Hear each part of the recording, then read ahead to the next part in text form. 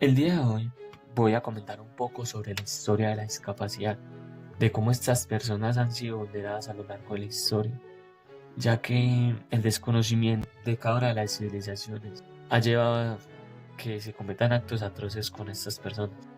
La historia de la discapacidad nos se remonta a la época de la prehistoria, donde las civilizaciones primitivas eran tribus nómadas y debían moverse de un lado a otro.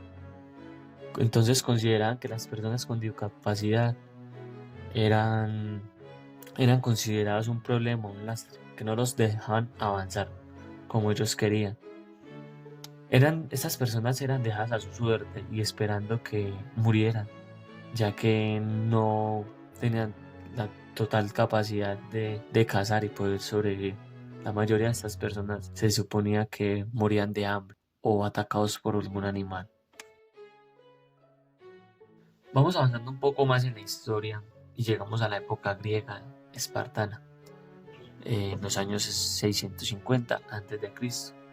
En Grecia, las personas con alguna discapacidad eran arrojadas desde la cima de un monte que tenía una altura cercana a los 2400 metros.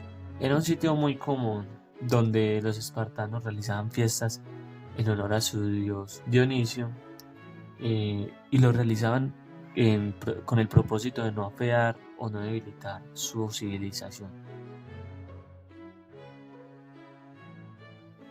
Nos venimos un poco más para acá en la historia y llegamos a la época romana, donde los romanos se burlaban de las discapacidades y a las personas discapacitadas era muy común que las arrojaran a alguna arena en forma de burla y los cogían como animales de prueba, como una especie de espectáculo donde estas personas morían atrozmente, por agresiones de animales y las mismas personas. Eran consideradas en esta época como un juguete.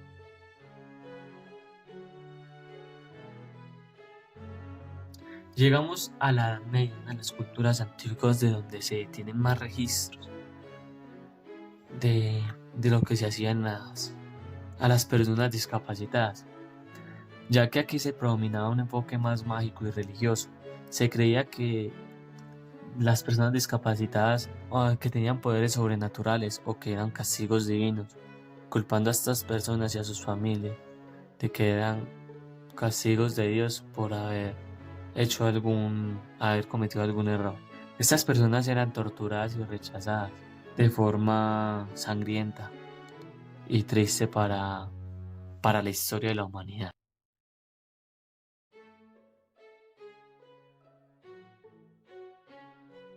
A partir del siglo XV ya se ve a la discapacidad con un enfoque más técnico, donde se consideran a las personas con discapacidad cognitiva o trastornos mentales y se referían a ellas como imbéciles, inútiles o locos y que debían ser internados en manicomios.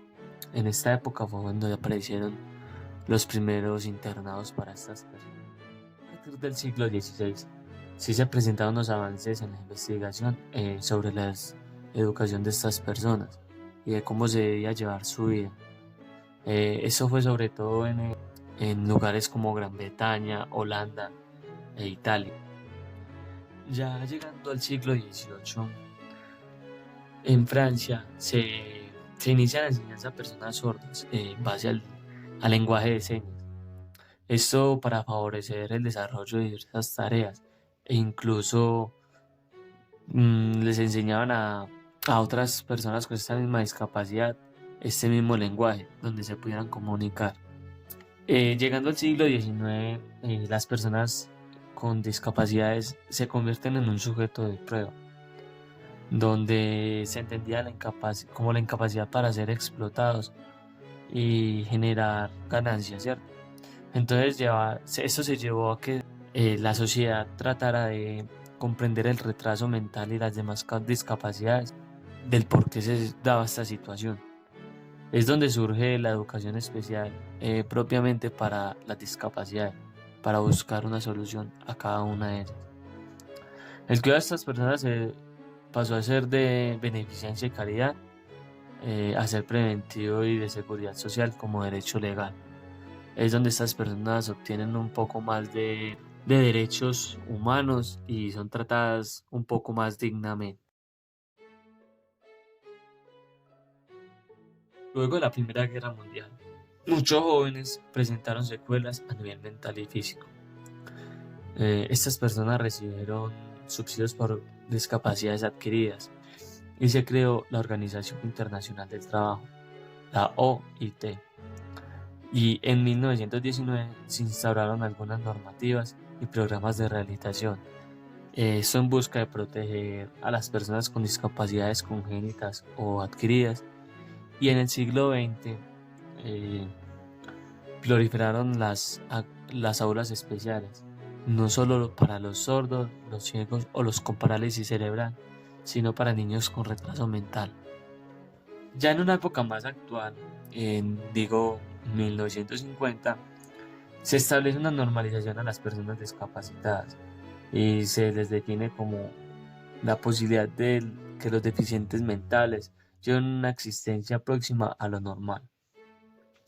Y en 1955, la OIT eh, saca una recomendación sobre la rehabilitación y el empleo a inválidos. A partir de entonces ya se crearon especializaciones que pudieran curar estas enfermedades y eran como la traumatología, la kinesiología, la terapia ocupacional, la psicología. Todo esto para atender a estos esfuerzos. Para 1982 las Naciones Unidas aprobaron el Programa de Acción Mundial para las Personas con Discapacidad, donde se establece que se deben lograr los objetivos de igualdad y plena participación. Y se consideró que el 3 de diciembre debía ser el Día Internacional para las Personas Discapacitadas, dándole enfoque a un día donde se podía fomentar una mayor integración de la sociedad a las personas discapacitadas. En el 2006, la Convención se consideró como un instrumento de los derechos humanos con la dimensión explícita del desarrollo social.